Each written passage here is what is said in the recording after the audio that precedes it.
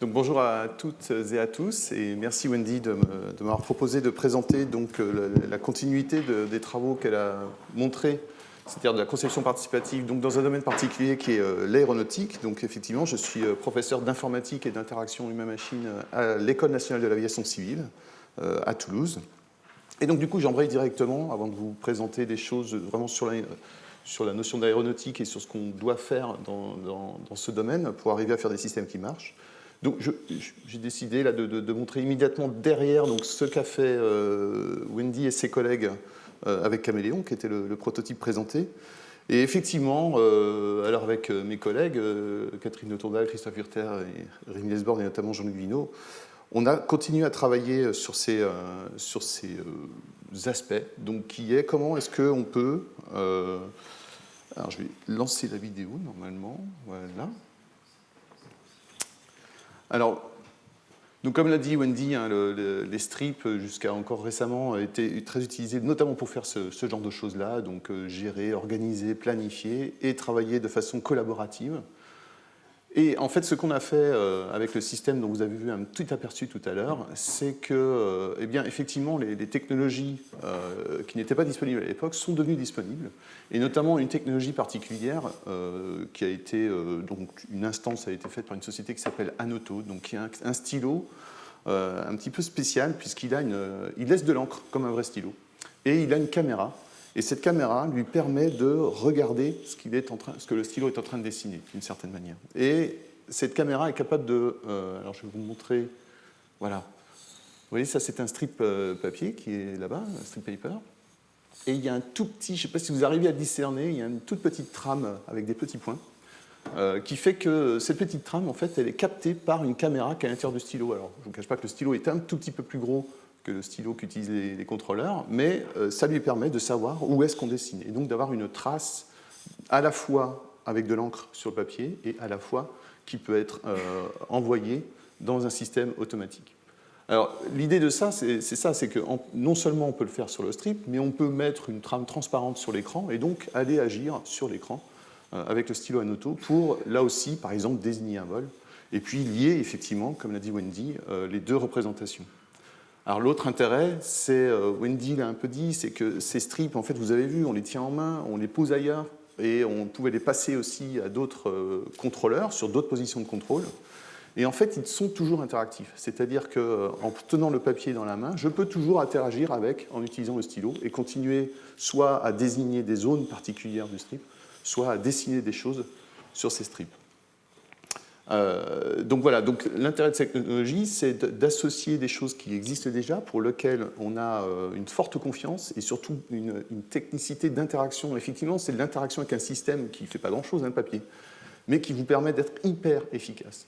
Et ça, c'est quelque chose qui est très important dans le contrôle aérien. Il faut savoir que, par exemple, les contrôleurs, les contrôleuses, elles sont formées à l'ENAC pendant 2 ans, on va dire, et puis après, on les envoie en centre. Et là, à nouveau, ils sont formés sur des secteurs, des zones très particulières, et il faut monter en compétences pour être ensuite qualifié. Alors, monter en compétences, ça veut dire quoi? Ça veut dire arriver à faire en sorte que non seulement on réussisse à faire passer le trafic en toute sécurité, mais tout le trafic, et donc faire en sorte qu'il y ait beaucoup d'avions qui passent. Et ça demande une activité, alors en général ça dure 2 heures, les tours comme ça, enfin, on contrôle pendant 2 heures, parce que c'est une activité qui demande énormément d'attention et beaucoup de technicité. Voilà. Et donc le moindre problème d'interaction met en péril d'une certaine manière, alors sans doute pas, alors ça peut mettre en péril la sécurité, mais surtout ça va mettre aussi en péril la capacité, c'est-à-dire le fait de faire passer beaucoup de trafic. Voilà, donc ça, c'est un projet que nous avons mené il y a une dizaine d'années maintenant. Alors, je ne vous explique pas toutes les choses, mais derrière le strip, il y a aussi ces marqueurs qui nous permettent de voir où sont positionnés les strips sur le tableau de strip. Le strip en lui-même est intéressant, mais ce qui est encore plus intéressant, c'est le tableau et l'organisation du tableau.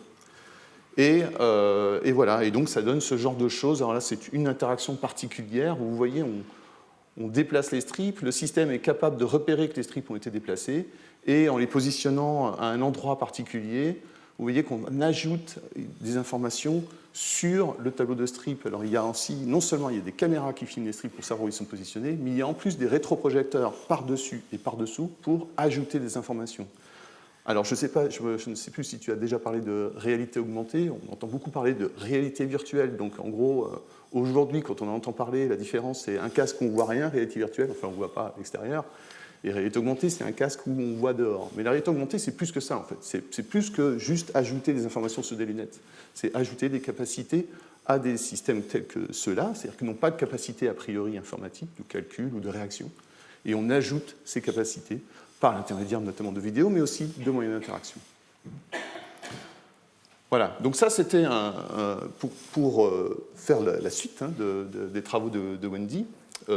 Alors, je reviens juste un petit peu là-dessus, c'est que cette technique d'interaction que je viens de vous montrer là, avec la vidéo où on déplace les strips et on affiche des informations pour résoudre un problème particulier de trafic, tout cela a été défini aussi en collaboration avec des contrôleurs qui ont travaillé avec nous, avec les techniques de conception participative qu'a décrite Wendy. Alors, juste pour vous montrer, là, je vous ai un peu parlé quand même déjà de certains concepts dans l'aéronautique qui sont importants, la sécurité, l'efficacité notamment. J'aurais juste fait un point quand même sur l'aéronautique et ce qu'on essaie de faire. Alors, on a une finalité et on a un défi à relever. Alors la finalité, sans doute vous la connaissez, on sait tous à quoi sert l'aéronautique, notamment la première chose à laquelle on pense, c'est le tourisme et la découverte d'autres pays, d'autres planètes, la rencontre avec d'autres cultures, le fait d'être expatrié et de revenir, ou le fait de transporter des choses. Ça, c'est une grosse activité aéronautique. Et là, je ne vous ai pas mis n'importe quelle photo, c'est le transport de masques pendant une période qu'on a connue il y a très peu de temps, voilà, voire le transport sanitaire, donc, qui permet à des gens finalement de survivre grâce à un transport rapide et très très long en fait en distance. Et ça peut être simplement évidemment l'aéronautique générale juste pour le plaisir de voler. Alors je n'ai pas choisi cette photo-là par hasard non plus. La grande problématique de l'aéronautique d'aujourd'hui, c'est son impact sur l'environnement. Donc vous voyez, j'ai mis une photo où on a l'impression qu'on n'a pas d'impact. Alors c'est possible sur ce genre d'appareil maintenant. On commence à avoir des appareils électriques, alors qui n'ont pas d'impact localement, mais qu'on commence à utiliser à l'ENAC dans la formation des pilotes. Voilà. Alors, évidemment, l'impact est plus fort que ça. Voici un autre impact qui est celui de ce qu'on appelle les contrails, donc qui sont les jets de vapeur qu'on voit quand l'avion est à très haute latitude, qui est sans doute le problème le plus important de l'aéronautique aujourd'hui en termes de forçage du réchauffement du climat. Donc ça, c'est devenu très important, et les projets d'aujourd'hui en aéronautique intègrent beaucoup cet aspect-là, voire c'est la majeure partie. Alors il y a quand même une chose qui reste dans l'aéronautique, c'est le premier critère de l'aéronautique, notamment commerciale, c'est la sécurité. Alors là, je vous ai mis le fameux vol qui a atterri dans l'Hudson à New York, mais c'est le premier critère, si vous voulez, de tous les systèmes que l'on fait et de toute l'activité que l'on fait, c'est faire en sorte qu'on ait une grande sécurité au niveau des opérations. Donc voilà notre mission, transport aérien en sécurité, donc pas d'accident, en sûreté, c'est-à-dire qu'il n'y aura pas d'attaque, notamment de la part soit terroriste, soit avec des cyberattaques ou ce genre de choses-là. Et puis donc en minimisant les nuisances, en particulier sonores et atmosphériques, et donc bénéficiant à toutes. Donc voilà, maintenant que j'ai posé le cadre, qu'est-ce qu'on utilise en aéronautique? Alors vous connaissez sans doute évidemment ce genre d'appareil, ce genre de système, là, c'est typique d'un appareil commercial d'aujourd'hui, donc vous voyez avec plein d'écrans, de boutons, de lumière, etc. Donc ça, c'est ce qu'on peut trouver à bord, ça, c'est ce qu'on peut trouver au sol, ça, c'est une photo très récente du centre de contrôle en route sud-ouest, donc à Bordeaux. Donc vous voyez, on a des grandes images radars qui ont été fluidifiées pour ne pas voir le trafic ici, mais des grandes images radars, 2 personnes qui vont contrôler ensemble. Et je reviendrai sur cette image tout à l'heure. Et puis sans doute ce que vous connaissez plus, qui sont les fameuses tours de contrôle. Mais de façon similaire avec beaucoup de systèmes, d'écrans et de dispositifs d'interaction. Alors, nous, on part d'un constat, c'est que le système de transport aérien, c'est un système hybride. C'est-à-dire qu'il y a à la fois des automatismes, il y a des machines et il y a des humains. Et en fait, l'un des critères de performance, en tout cas un des facteurs de performance, c'est la qualité des interactions qu'il existe entre les humains et ces sous-systèmes hybrides humain-machine. Et ça, ces interactions, il faut qu'elles aient lieu évidemment en conditions nominales, comme on l'a dit tout à l'heure, mais il faut aussi qu'elles aient lieu de la façon la meilleure possible dans des conditions qui ne sont pas nominales. Donc par exemple ici, dans des conditions de faible visibilité sur une tour de contrôle, ou alors à l'intérieur d'un avion, quand on a des turbulences, voilà, il faut pouvoir continuer à agir sur les systèmes. Et alors là, on voit très mal, malheureusement, mais on a ici un incident avec de la fumée dans le cockpit, donc il faut pouvoir interagir aussi dans ces conditions. Et, alors, je ne sais pas, mais vous avez peut-être vu dans cette image-là, voilà, donc là, on a de plus en plus d'écrans, on a de plus en plus de tactile, et il faut s'imaginer pouvoir agir en tactile dans des conditions de turbulence et dans des conditions où vous avez de la fumée, vous ne voyez rien. C'est-à-dire que tout à coup, vous ne savez plus où vous touchez. D'accord ? Voilà, donc c'est ce genre de problématique qui nous intéresse, c'est comment est-ce qu'on fait des interactions pour ce genre de système et dans ce genre de conditions. Alors, et le défi de l'aéronautique, c'est ça, c'est l'amélioration continue. Il faut toujours plus de sécurité et de sûreté, il faut moins de nuisances sonores atmosphériques et offrir un meilleur bénéfice pour la société et la population. Alors, je ne vais pas revenir sur toute l'historique de ce qui s'est passé sur le contrôle aérien notamment, pour arriver finalement à ce genre de position. Ça, vous voyez, c'est dans les années 80 et maintenant dans les années 2020. Voilà. Donc il y a des différences, les écrans sont plus grands, mais globalement, ça reste quand même similaire. Là, des très anciens avions, vous voyez, alors, un cadran par fonction, typiquement un actuateur par fonction, et puis une intégration de plus en plus grande de chacune des fonctionnalités d'un avion dans un cockpit complètement intégré, voire avec ce qu'on appelle des HUD, donc des visions tête haute, jusqu'à, alors ça, ce sont des projets de nos collègues de Thales Avionics, donc, alors même si c'est 2020 ici, c'était le nom du projet, c'était un peu plus ancien que ça, mais avec des écrans très grands, très continus. Et donc notre difficulté à nous, en tant que concepteurs de ces systèmes-là, c'est que c'est un système critique, donc ça veut dire que si vous faites une erreur, les conséquences d'un mauvais fonctionnement peuvent être catastrophiques.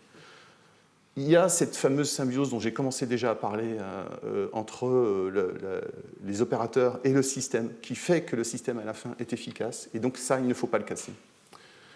Et puis, alors, il y a une problématique, c'est que le système ne peut pas être arrêté. Alors, en situation normale d'opération, avec le Covid, on a vu qu'on pouvait l'arrêter. Hein, mais quand on veut continuer faire en sorte qu'il continue dans des conditions économiques normales, eh bien, on ne peut pas juste tout couper. On ne peut pas juste dire aux avions, vous arrêtez de voler.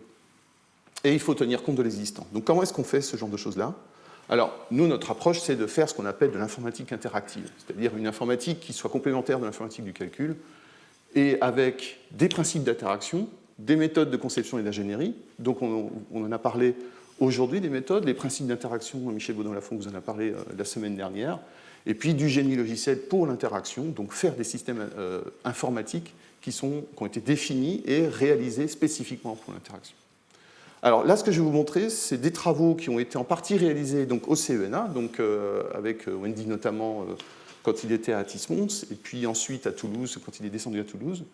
Et alors moi, j'ai dit, oui, en tant que concepteur du futur système, je suis chercheur, c'est-à-dire je ne suis pas quelqu'un qui va créer quelque chose qui va être immédiatement utilisé dans les centres ou dans des cockpits d'avions. Donc ce que je vais vous montrer, c'est quand même, il y a une notion de recherche, et avec des choses nouvelles notamment, et c'est un peu différent d'une mission de soutien complète à une maintenance évolutive.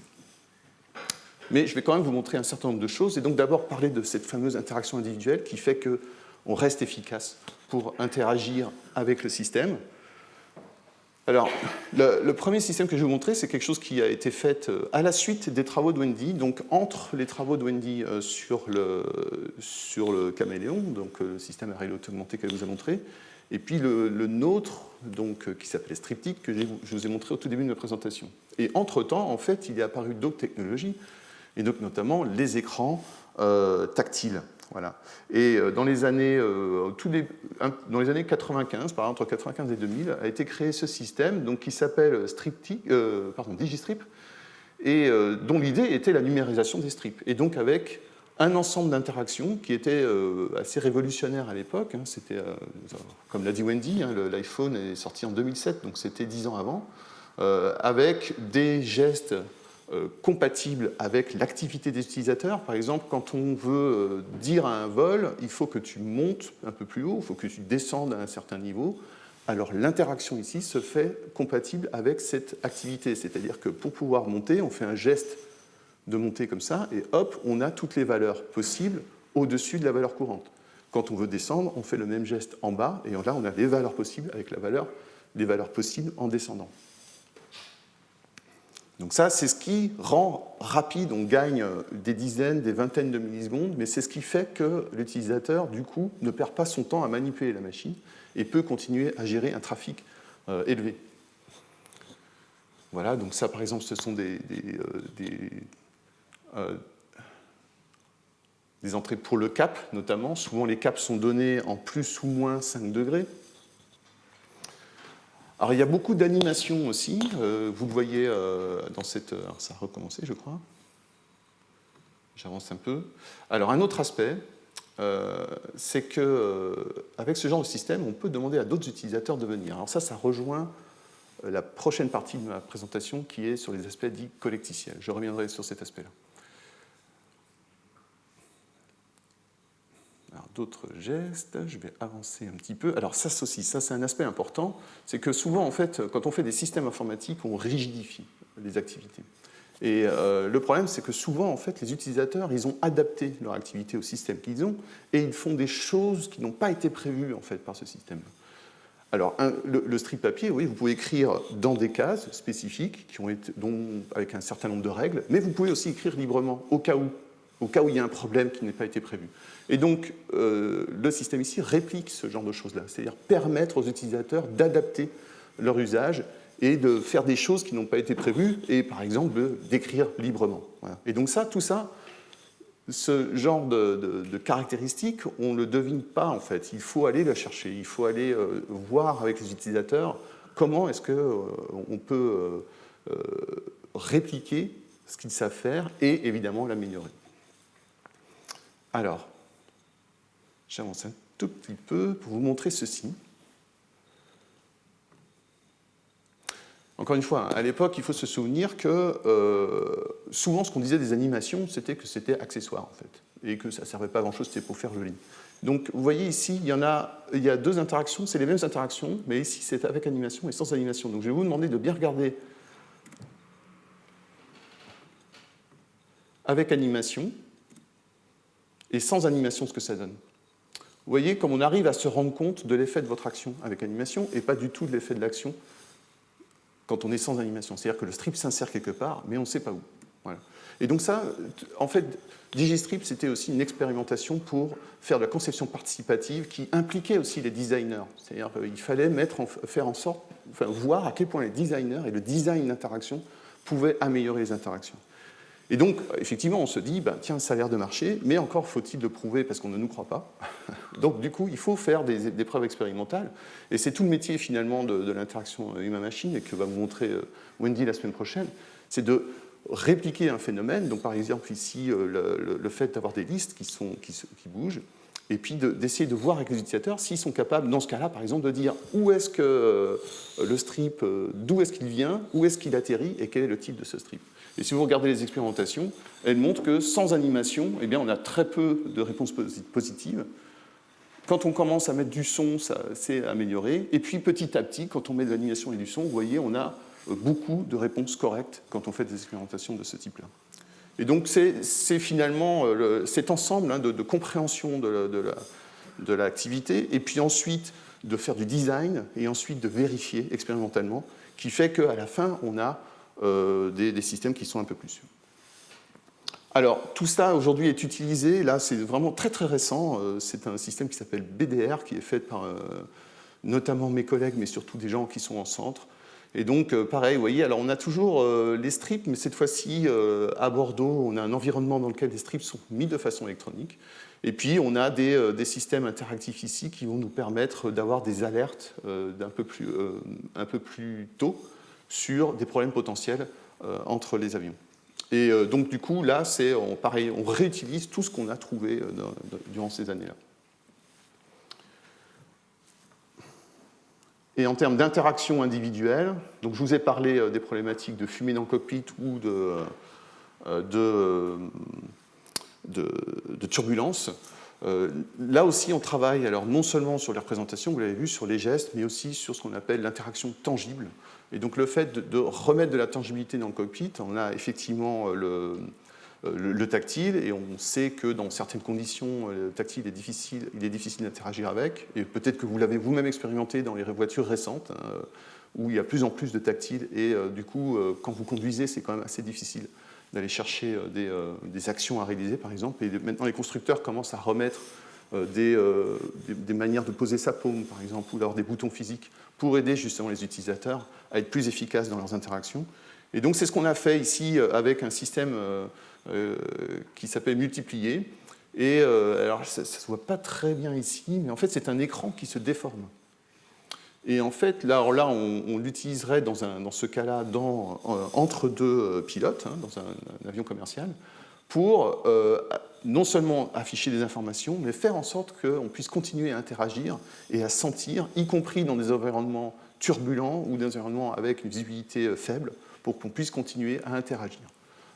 Et donc ça, c'est grâce à la déformation et donc à l'utilisation finalement d'un média, d'une modalité d'interaction qui enrichit l'interaction et permet une plus grande bande passante entre les systèmes et leurs opérateurs. Voilà. Et ça, alors Wendy a parlé de santé, et en fait, c'est un autre système critique, ça, la santé.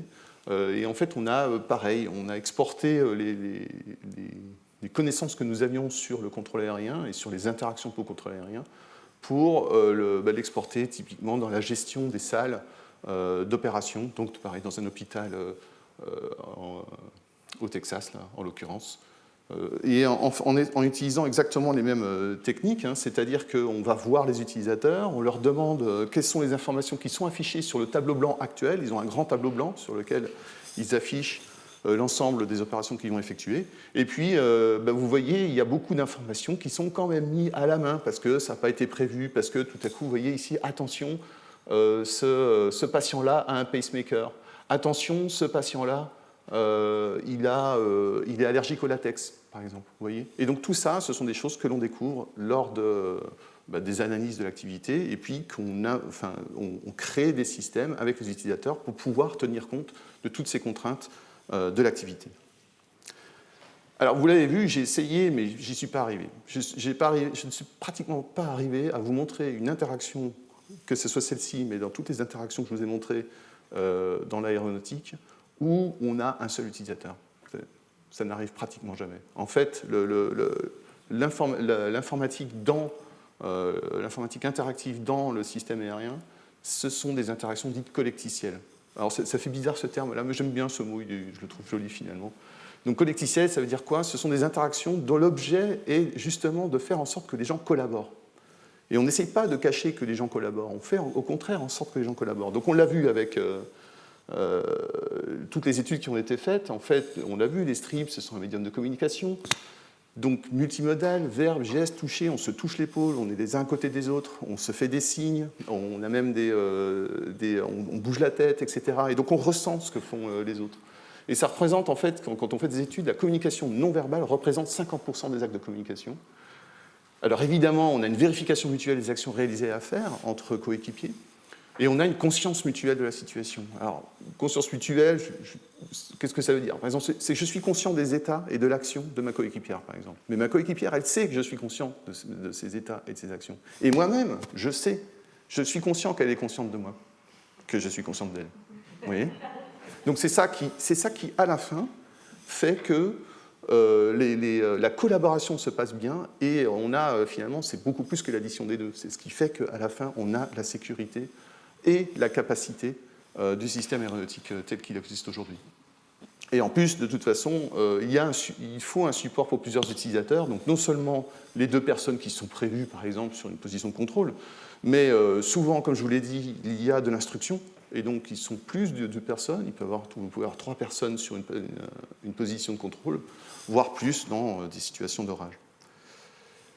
Alors, une problématique, c'est que, vous avez vu, on a de plus en plus d'écrans, et puis on a importé dans le système de contrôle des technologies pour l'interaction individuelle. Donc des souris, par exemple. Et les souris, ça ne se partage pas vraiment, on a sa propre souris, surtout en ce moment, donc ça ne se partage pas vraiment.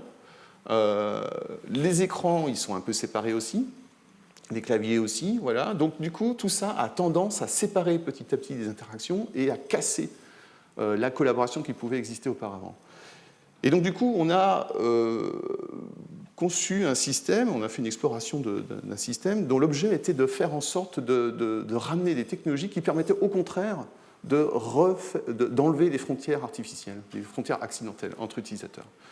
Et donc c'est basé sur une table multitouch, donc une grande table multitouch qui permet à plusieurs personnes d'interagir. Alors évidemment avec des interactions de ce type-là, multitouch, chose que ne permettait pas Digistrip. Mais vous voyez qu'il y a plusieurs personnes qui peuvent agir. Alors on retrouve les systèmes de listes, etc. Donc je vais pas... Voilà. Donc j'avance un peu. Alors tenez, voilà un exemple de ça. Je le remets là. Voilà, j'oriente un strip vers quelqu'un. Donc le simple fait d'orienter un strip vers quelqu'un, c'est lui dire, sans lui dire, maintenant j'aimerais que tu t'occupes de ce papier. D'accord ? Et sans lui dire, c'est important parce que l'organique, par exemple, il pourrait très bien dire, occupe-toi de ça, sans dire au radariste de s'en occuper, parce que le radariste, en fait, il est constamment occupé à parler au pilote des avions. On ne peut pas l'interrompre, on ne peut pas lui parler. Donc vous voyez, ça, c'est un geste qui permet de communiquer et donc de collaborer. Alors, au-delà de ça, donc je vous ai parlé tout à l'heure des principes de conception. Donc ça, c'est des choses aussi qu'on essaie de mettre en avant, c'est de créer, c'est-à-dire que ça fait partie de notre activité de designer et de chercheur, c'est de créer des nouveaux principes de conception. Donc là, surface partagée multitouch, réification des actions d'instruments, donc c'est l'interaction instrumentale que vous avez vue la semaine dernière. Et puis, là, il y avait quelque chose de nouveau qui était l'accomplissement partiel des actions. Alors, qu'est-ce que ça veut dire ? Ah, pardon, c'est ça normalement qui se lance. Alors, la vidéo a un peu de mal à se lancer. Voilà. Alors, ici, l'idée, c'est qu'on va faire une nouvelle clairance, c'est-à-dire, on va dire à l'avion, par exemple, tu vas monter ou tu vas changer de cap. Donc plutôt que de le dire directement sur le strip, on va faire des petites interactions, on va découper les interactions et faire du coup un accomplissement partiel de ces interactions. Donc là, on met ça dans un éditeur de trajectoire. Voilà, évidemment, la vidéo s'arrête, c'est dommage. Voilà. Maintenant, on peut agir et par exemple donner un nouveau cap. Voilà. Mais même ça, ce n'est pas encore donné, on le transforme en action à faire qu'on met dans une timeline pour plus tard. Alors pourquoi est-ce qu'on fait ça ?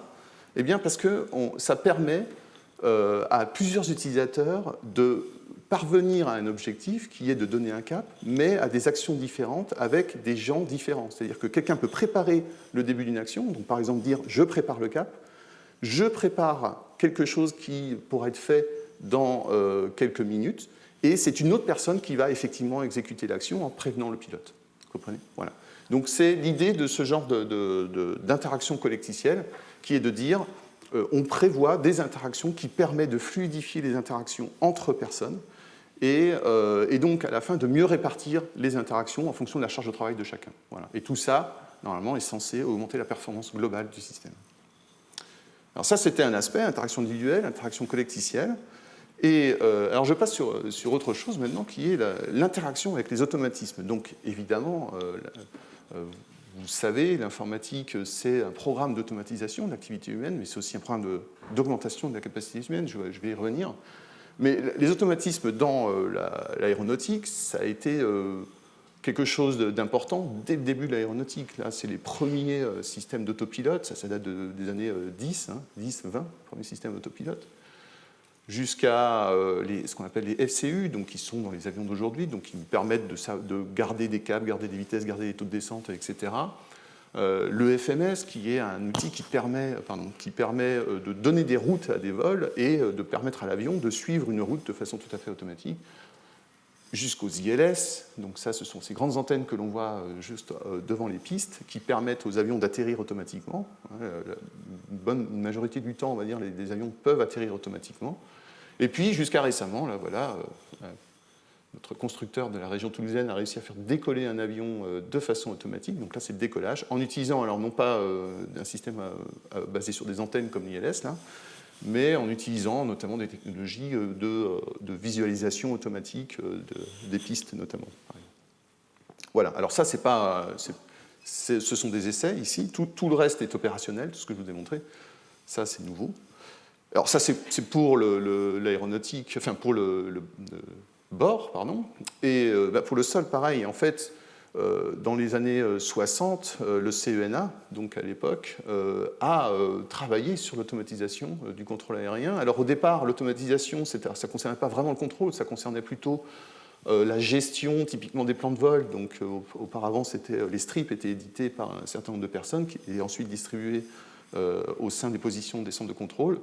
Et tout le travail qui a été mené durant les années 60-70, ça a été d'automatiser cet aspect-là, automatiser le traitement des plans de vol, automatiser aussi, alors voilà, où par exemple on a ce genre de choses-là, c'est-à-dire c'était les premiers systèmes tactiles, on va dire, sur les positions de contrôle qui permettaient d'avoir des informations sur les plans de vol et puis de les changer directement sur ce type d'interface.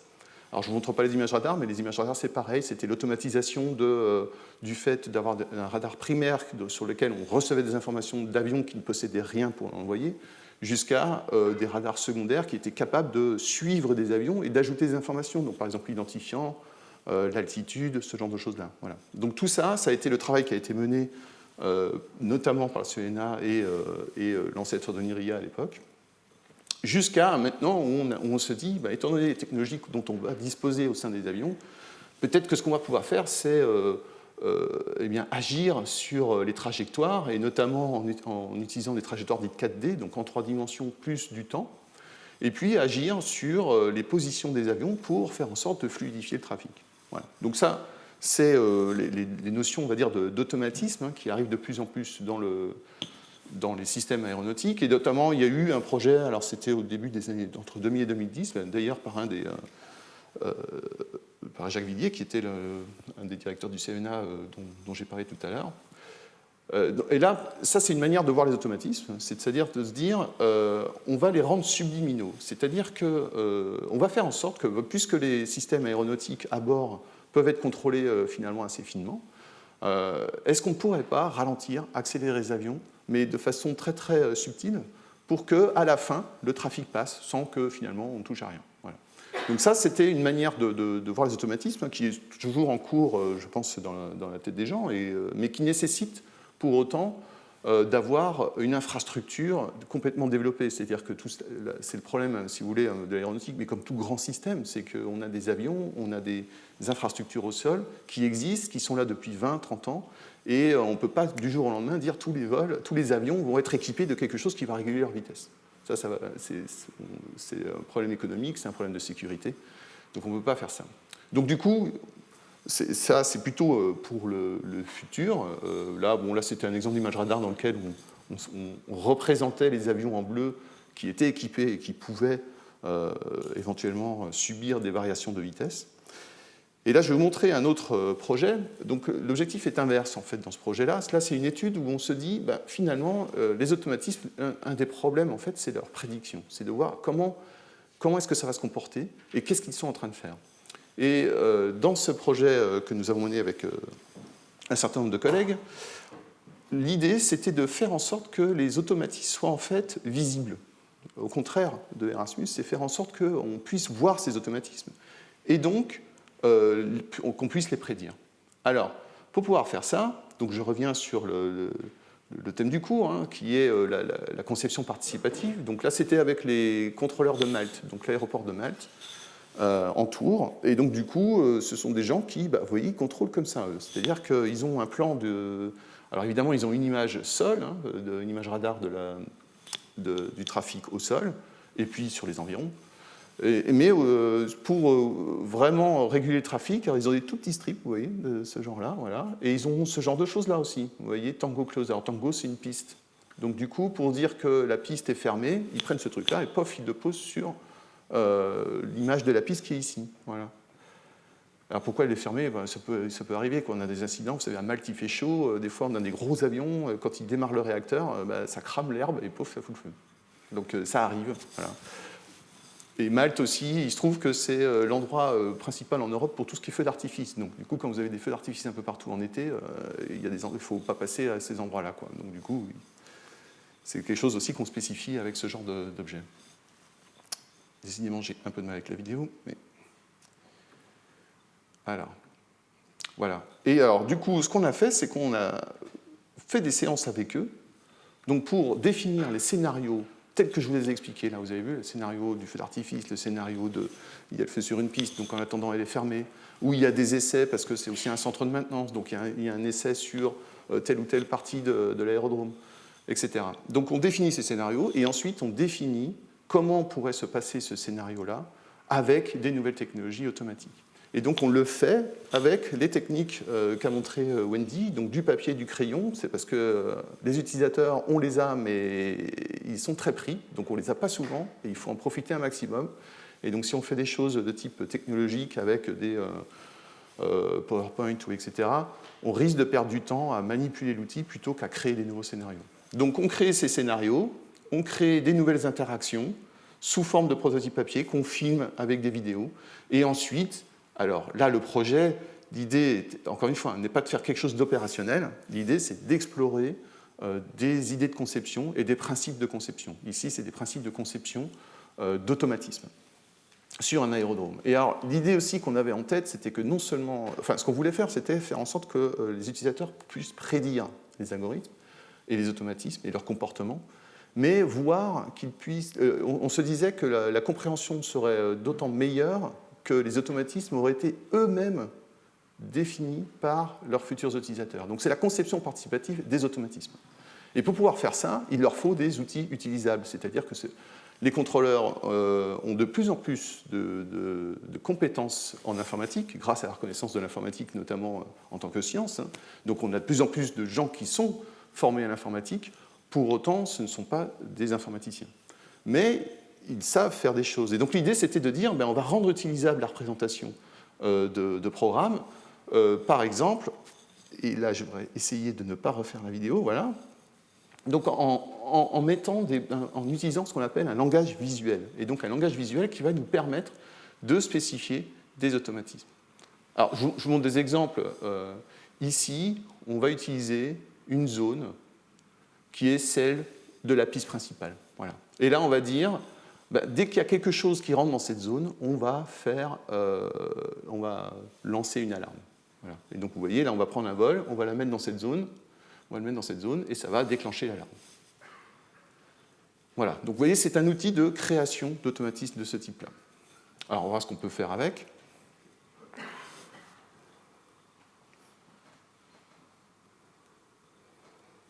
Donc imaginons maintenant qu'on a un vol qui arrive. Donc s'il y a un vol qui arrive et que la piste est déjà occupée, il faut faire ce qu'on appelle une remise des gaz, c'est-à-dire que l'avion doit repartir, parce qu'il ne peut pas atterrir alors que la piste est déjà occupée. Donc vous voyez, on a repris ce petit strip occupied parce que les utilisateurs en ont besoin.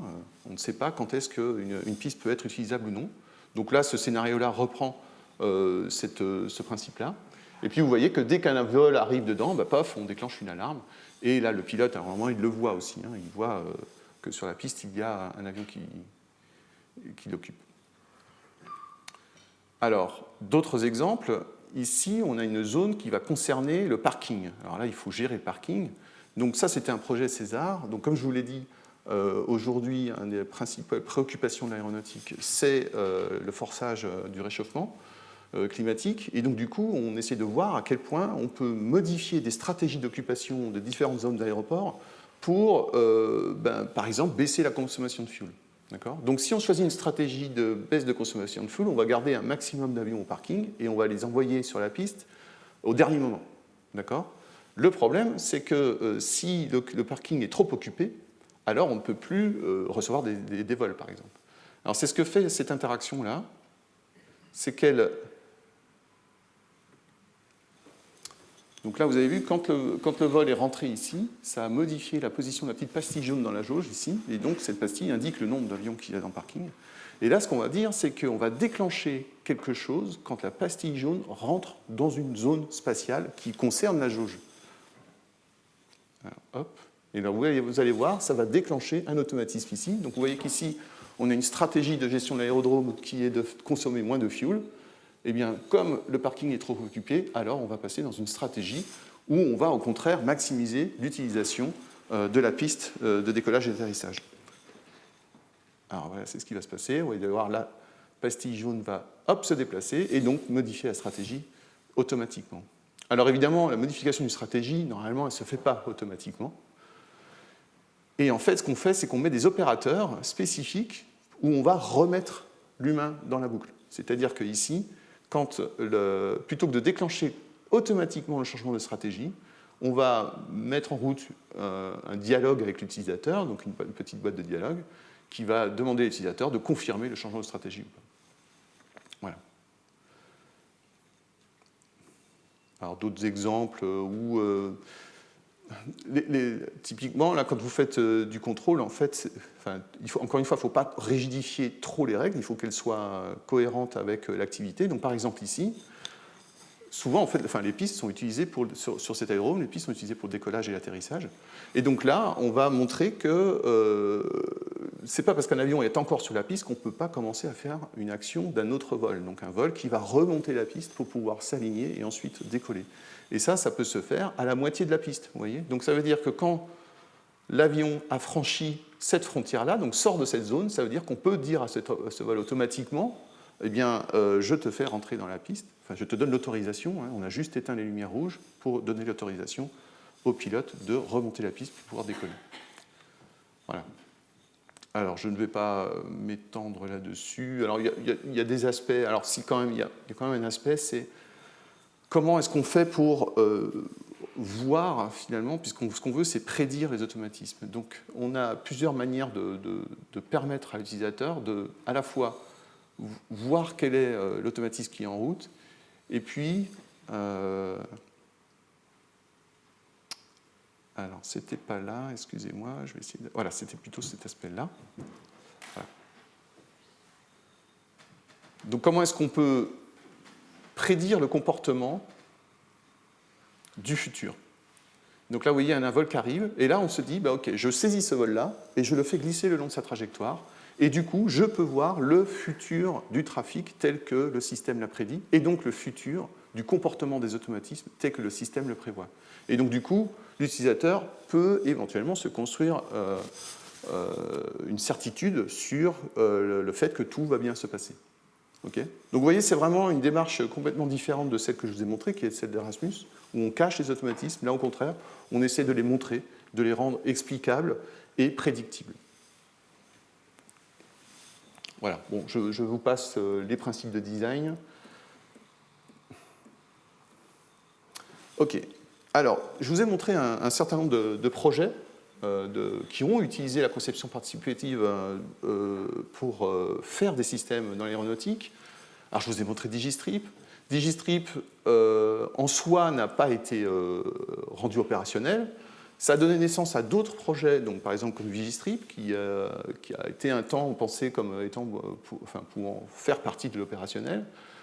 Ça n'a pas été le cas non plus. En revanche, Digistrip a été racheté, entre guillemets, en tout cas une licence d'utilisation qui a été vendue à un industriel autrichien qui s'appelle Frequentis et qui en a fait une version industrielle, donc Smart Strips, qui est utilisée, si je ne m'abuse, dans les systèmes de contrôle du Royaume-Uni.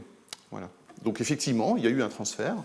Au sein de la DGAC, ces techniques ont permis de conception participative ont permis, par exemple, la création de ce système qui s'appelle EPOC, donc qui est un système qui permet de faire du rejeu de situations passées pour pouvoir analyser ces situations passées, notamment en cas d'incident. Donc ça, c'était un projet qui a été mené par Hélène Gaspard-Boulinck, donc qui faisait partie aussi de l'équipe du CNA à l'époque et donc qui a été transférée, si vous voulez, à la DGAC en elle-même.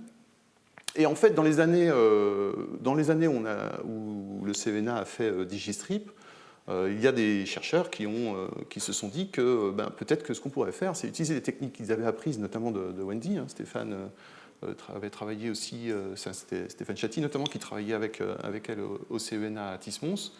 Et il s'est dit que c'était suffisamment mûr pour pouvoir être exporté dans l'industrie. Et donc il a créé une société qui s'appelle Intuilab et qui a créé plein de projets, dont celui-ci qui a une étoile de design, qui est ce qu'on appelle un departure manager, donc la gestion des départs et des arrivées de vol.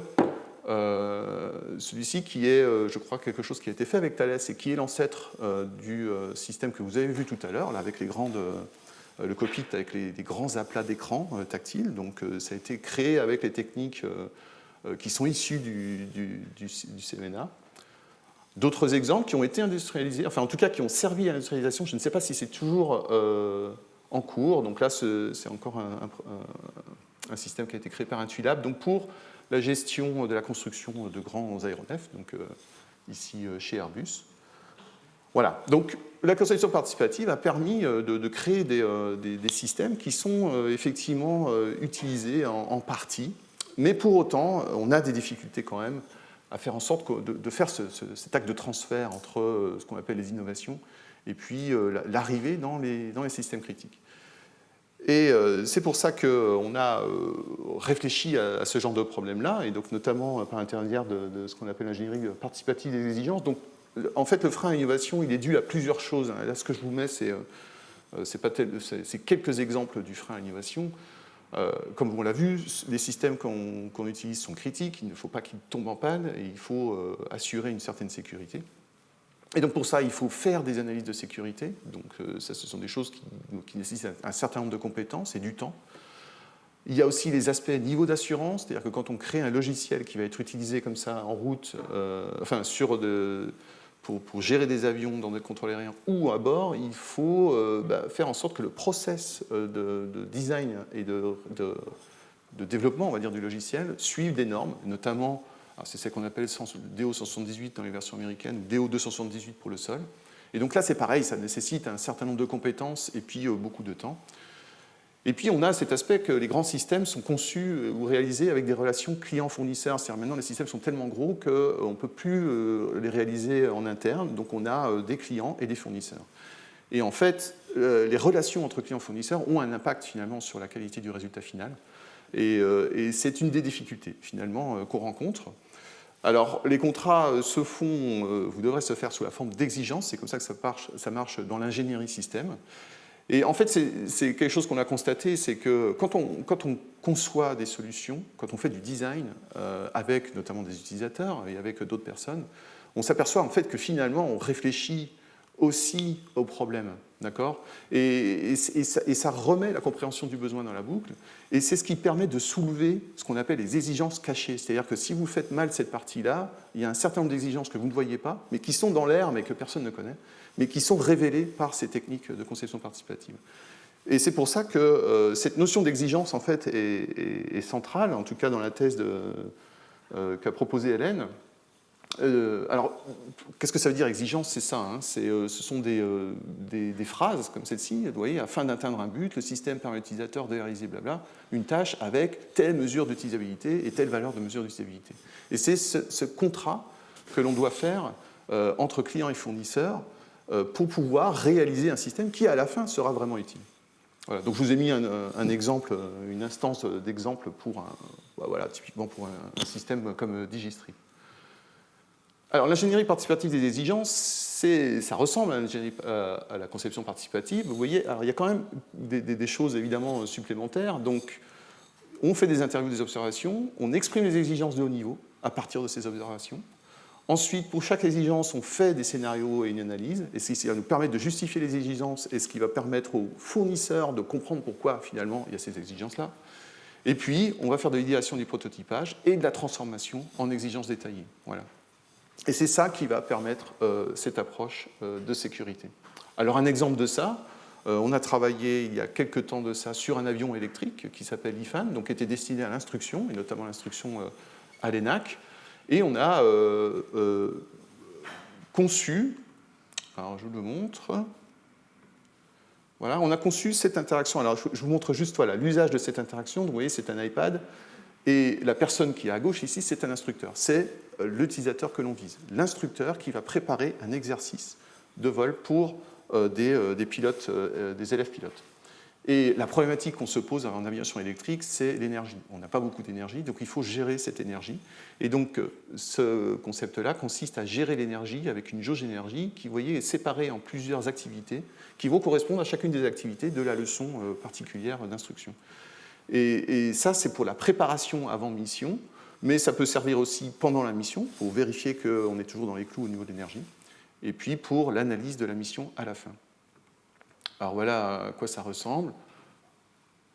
Donc voilà, en tant qu'instructeur, on crée ce qu'on appelle des legs. Donc vous voyez, on va voler de cet endroit-là à cet endroit-là pour faire un exercice. Et puis on va ajouter des exercices comme ça jusqu'à s'apercevoir que ça ne passe plus. Et donc du coup, il va falloir régler l'exercice pour que ça passe à nouveau. Donc par exemple en supprimant ou en manipulant directement la quantité d'énergie nécessaire pour effectuer un exercice particulier. Voilà. Donc on va dire, non, on ne va pas monter, on ne va pas trop descendre, on va régler l'énergie qui est nécessaire pour cette partie de l'activité. Et puis on va, alors je vous montre, voilà, on va manipuler directement aussi les endroits par où on va passer pour faire en sorte que finalement à la fin ça passe, y compris en prenant en compte le retour. Et ce dont on s'est aperçu, c'est qu'en discutant avec les utilisateurs, ils se sont posé la question, oui mais attention, le vent, qu'est-ce qui se passe quand il y a du vent? Après tout, quand on est face au vent, on va dépenser plus d'énergie. Donc c'est pour ça qu'il a fallu créer une interaction spécifique qui nous permet de voir ce qu'il se passe quand le vent change de direction ou change de force, et donc s'apercevoir que ça passe ou ça passe pas. Et donc vous voyez, c'est ce genre d'interaction à base de manipulation directe ou d'instruments qui permet aux utilisateurs de finalement préparer les exercices et ensuite les mettre dans le cockpit ici d'IFAN. Voilà. Alors pareil, pour pouvoir faire ça, il faut aller dans les centres d'instruction. Là, en l'occurrence, c'était à Carcassonne, discuter avec les instructeurs et voir ce qui se passe en simulation et en formation, et puis créer finalement ces artefacts dont parlait Wendy, pour pouvoir discuter de ces artefacts avec les utilisateurs eux-mêmes, et c'est ce qui passe ici. Voilà. Et tout ça, en fait, est transformé ensuite en exigence dans un document qui va en plus décrire tous les cas d'utilisation, avant, après le vol et pendant le vol. Et tout ça est ensuite transmis, évidemment prototypé, mais transmis sous forme d'exigence au constructeur, en l'occurrence c'était Airbus, sous forme d'IHM, et en plus sous forme de brevet. Il se trouve que ça a fait l'office d'un brevet. Et donc, oui, la conception participative, souvent on entend les utilisateurs, c'est un frein à l'innovation. Alors ça dépend, ça permet d'avoir des innovations, mais pour ça, il faut que les ingénieurs qui suivent le process de conception le fassent en mobilisant les techniques appropriées, donc prototypage, technique de créativité, comme on l'a vu, et avec un certain nombre il faut avoir un peu de métier pour faire ce genre de choses-là. Il faut suivre ces techniques-là pour pouvoir effectivement faire en sorte que l'innovation émerge du travail avec les utilisateurs. Voilà, alors il est 11h56, donc je n'aurai pas le temps de passer à la dernière partie, mais ce n'est pas grave. Donc, si on devait faire un résumé, c'est la conception participative avec des utilisateurs finaux, c'est ça qui est important, plus que des utilisateurs experts. Alors, c'est toujours difficile, on a toujours des gens experts qui sont nommés pour discuter avec nous, et c'est toujours très difficile d'atteindre les vrais utilisateurs. Mais d'un autre côté, on a de la chance à l'ENAC, parce qu'on a à notre disposition de l'instruction, qui sont juste à côté de nous. On forme les contrôleurs, on forme les pilotes, on a quand même des contacts avec les centres de contrôle. Donc on peut arriver à interagir avec les principaux intéressés. Il faut des experts en IHM et design d'interaction, c'est-à-dire qu'on ne va pas, comme l'a dit Wendy, on ne va pas demander aux utilisateurs ce qu'ils veulent. Il faut des gens qui connaissent des solutions, donc qui maîtrisent les techniques propres à l'interaction, les représentations graphiques, les principes de design, et puis qui quand même maîtrisent les capacités de perception, d'action et de cognition des opérateurs. Et puis, il faut des experts en conduite de processus. C'est-à-dire, si on ne connaît pas cet aspect-là, effectivement, on peut traîner longtemps avant de trouver des choses intéressantes à faire. Voilà. Mais surtout, il faut qu'ils soient capables de transformer les résultats en exigences. Et puis, à la fin, il faut des experts en informatique interactive, des gens qui sont capables de coder ces interactions. Et donc, du coup, typiquement, de la formation ou ce genre de choses-là. Voilà. Alors, j'ai beaucoup parlé d'innovation et beaucoup d'innovation disruptive. Enfin, ce que je vous ai montré, effectivement, vous pouvez vous dire, mais attendez, on ne va pas utiliser ces automatismes demain. Par exemple, ce que je vous ai montré dans un vrai système de contrôle. Encore une fois, là, les exemples que je vous ai montrés sont la plupart issus de la recherche. C'est-à-dire que nous avons une mission de faire des choses nouvelles. Et donc, du coup, forcément, un peu qui paraissent hors de portée. Mais la conception participative, ce n'est pas simplement ça, c'est aussi des petites innovations qui font qu'à la fin, le système est plus utilisable par des utilisateurs qui en ont besoin. Voilà.